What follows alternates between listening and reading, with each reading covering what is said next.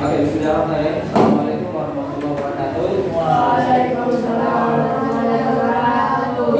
And good morning. Good morning. How are you today? I'm fine, thank you. Thank you very much. I'm very well. Nice to meet you.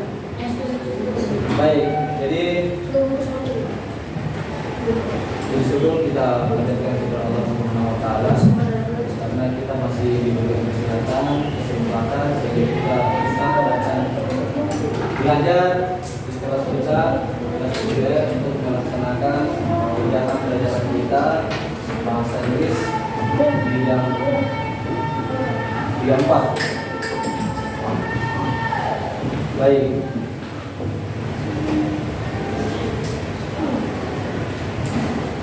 Ya, jadi mari kita mulai pembelajaran kita. Coba perhatikan di slide.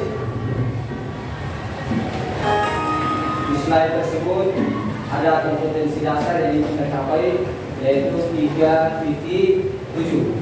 Ya, 3.7 itu deskripsinya membandingkan fungsi visual dan unsur kebahasaan ya.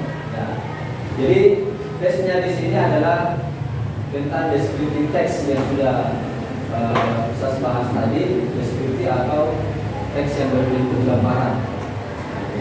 Adapun tujuan daripada pembelajaran kita hari ini adalah ada beberapa tujuan. Coba diperhatikan. Nah ini, yang pertama, memahami struktur teks. Ya, jadi sebentar ini kita akan memahami bagaimana sih struktur teks deskripsi itu. Nah, jadi setiap santri sebentar akan saya tanya tentang pemahamannya terhadap struktur teks deskriptif. Struktur teks itu adalah susunannya. Bagaimana kalau kita ingin membuat sebuah teks deskripsi? Nah, kemudian yang kedua adalah memahami teks deskripsi lisan dan tulis. Ya, jadi kita sebentar akan mampu memahami teks deskripsi lisan dan tulis. Kemudian yang ketiga adalah memberikan contoh. Nah, jadi memberikan contoh foto atau video tentang deskripsi. Ya, jadi sebentar akan saya tampilkan sebuah gempa atau contoh deskriptif yang akan kita gambarkan sebentar. Kemudian terakhir adalah membuat deskripsinya. Jadi seperti yang saya tadi, bagaimana kita membuat deskriptif teksnya berdasarkan gambar yang akan kita perhatikan sebentar. Nah itu dia ya. Ada dua hal yang terpenting di sini adalah yang poin ketiga dan keempat. Poin ini yang penting ini. Ini poin ini. Ya. Ya, itu yang penting akan kita bahas hari ini. Ya, baik. Itu tujuannya ya. Jadi ingat sebentar setiap kelompok akan memilih satu gambar tempat ibadah. Ya, kemudian kita akan mendeskripsikan. Kemudian setelah itu setiap kelompok akan mempresentasikan. Lanjut.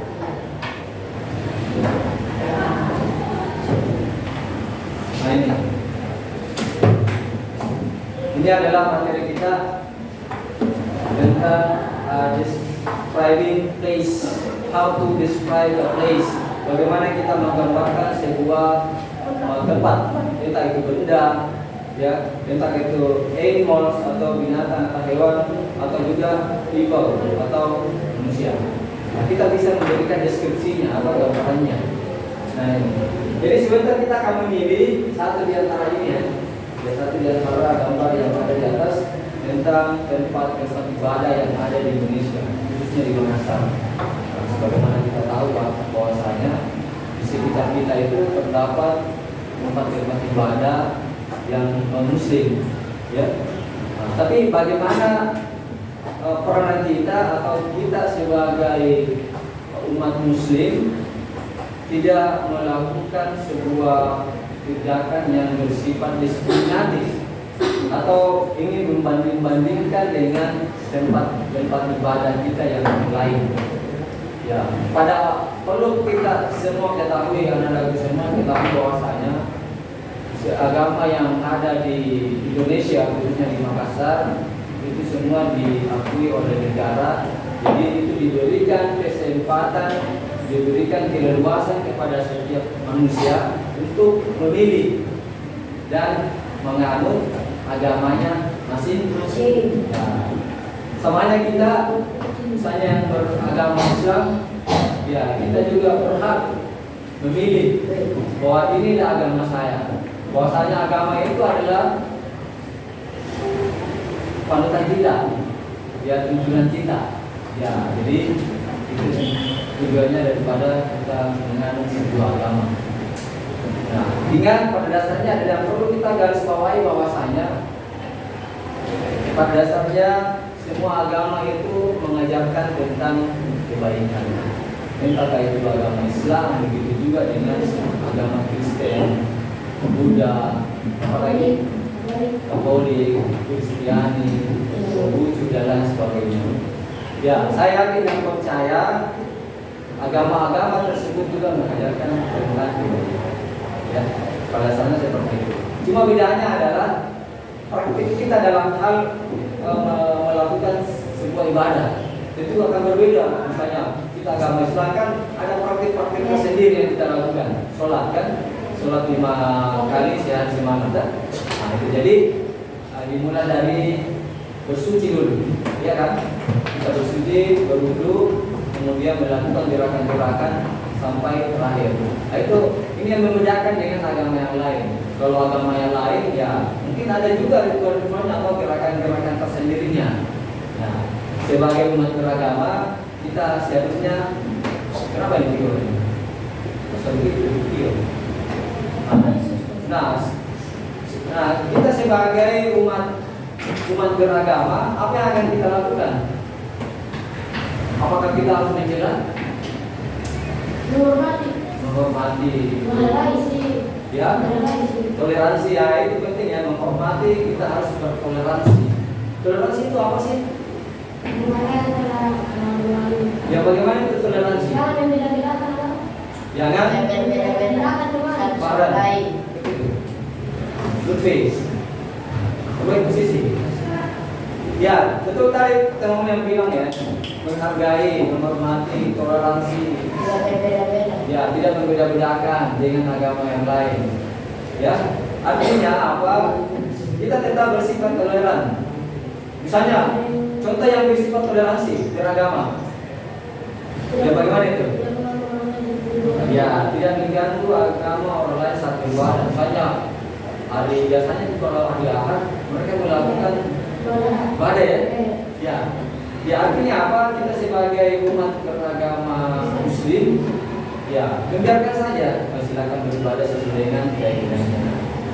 Nah, jadi itu yang tidak disalahkan adalah kalau kita melarang atau kalau misalnya begini, kita ikut terlibat dalam melakukan ibadah. Nah, itu juga melanggar daripada toleransi tadi. Dan toleransi itu maksudnya tadi adalah ya kita memberikan kesempatan, tidak mengganggu. Nah, sama hanya mereka kita juga tidak mengganggu kita melakukan sebuah ibadah. Kepercayaan kita masing-masing. Nah itu maksudnya. Ya, jadi itu penjelasan singkat. Ada beberapa teman tadi menyampaikan pendapatnya bagaimana praktik kalau kita berdampingan dengan agama yang berbeda. Kalau di sekitar sekolah kita itu yang ada itu di ini ya Katolik ya. Ya di satu, ya dekat ya udah Sekolah Merah, ada di situ. Nah, kalau di pusat kota di sana berdampingan mesti dengan gereja. Nah berdampingan ya sebelah misalnya di jalan sebelah jalan mesti sebelah jalannya iya itu. Jadi, nah kenapa ini kan sudah berlangsung dari dulu sampai sekarang? Kenapa bisa menjalankan agamanya masing-masing? Karena itu tadi menerapkan sikap toleransi. Ya, jadi itu dia pada intinya ya. Karena semua agama yang ada di Indonesia itu sudah diakui oleh negara. Jadi tinggal kita sebagai manusia memberikan